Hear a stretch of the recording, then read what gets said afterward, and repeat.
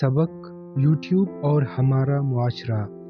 High YouTube سے کمائی کرنے کی تگو دو میں ننگا کھڑا سماج، ویوز لینے کے واسطے بندر بن کر الٹا لٹکتے لوگ، گھٹیا زومانی تھمبنیلز کا کاروبار، جعلی خبروں کا دھندا، زرد صحافت کے لاروں کی کالونی، اپنی خواہشات کے رنگ میں تجزیے، جسمانی نمائش کا بازار، گالم گلوچ کی زبان، گھٹیا جنسی مواد پر مبنی ویڈیوز، بھولا ریکارڈ جنریشن۔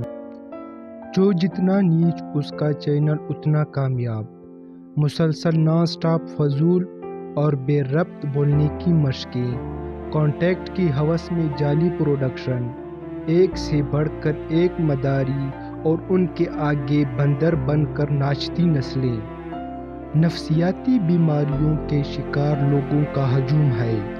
ایک بدنام صفت انجانی گورے کا قول یاد آ گیا، اگر تم اپنی کسی قابلیت سے مشہور نہیں ہو سکتے تو اپنی کسی نیچ حرکت سے بدنام ہو جاؤ۔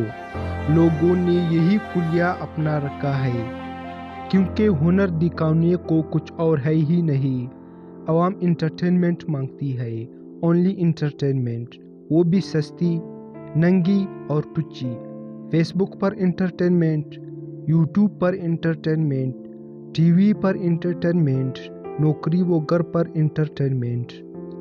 تعلیم سے دور، شعور سے پڑا ایک ہجوم ہے، جس کے ہاتھ ڈالر کمانے کا ذریعہ لگ چکا ہے۔ نہ کوئی اخلاقیات باقی رہی ہیں، نہ ہی کوئی اصول باقی ہیں۔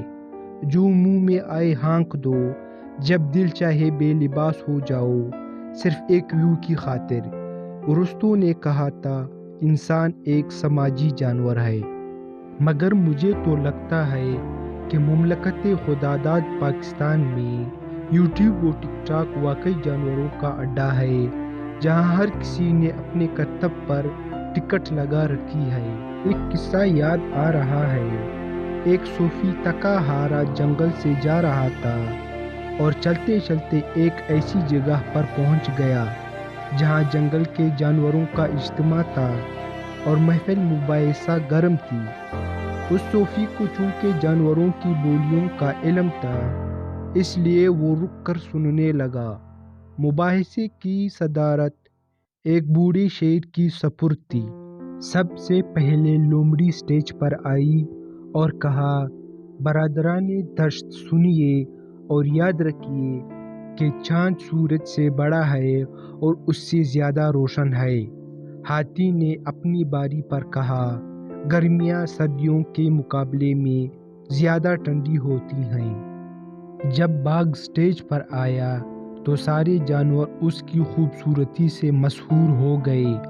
اس نے اپنے پیلے بدن پر سیاہ دھاریوں کو لہرا کر کہا، سنو بھائیو، دریا ہمیشہ سے اوپر کو چڑھتے ہیں۔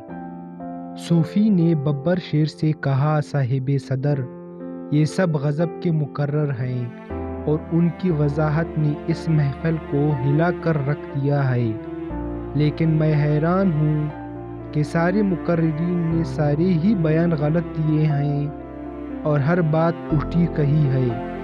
سامعین کو یا تو پتہ نہیں، یا انہوں نے توجہ نہیں دی، یا پھر وہ لاتعلقی سے سنتے رہے ہیں۔ ایسی احمقانہ اور غلط باتیں کرنے کی کس نے اجازت دی ہے؟ شیر نے کہا، صوفی صاحب، یہ واقعی ایک عیبدار بات ہے اور شرمناک بات ہے، لیکن ہمارے سامعین انٹرٹینمنٹ مانگتے ہیں، انلائٹمنٹ نہیں۔ پتہ نہیں ہم کو یہ عادت کیسے پڑی، لیکن پڑ گئی ہے۔ یہ سن کر صوفی صاحب حیرانی و پریشانی کے عالم میں اپنی منزل کی طرف بڑھے۔ یہی حال آج ہمارا ہے۔ جس طرف دیکھو ہر جگہ تا حد نظر زوال ہے۔ ایک گرد و غبار کا طوفان ہے، جس کے بیچ ہم جیسے منہ ڈھانپے سانس لینے کی کوشش کرتے ہیں، مگر ہوا آلودہ ہو چکی ہے۔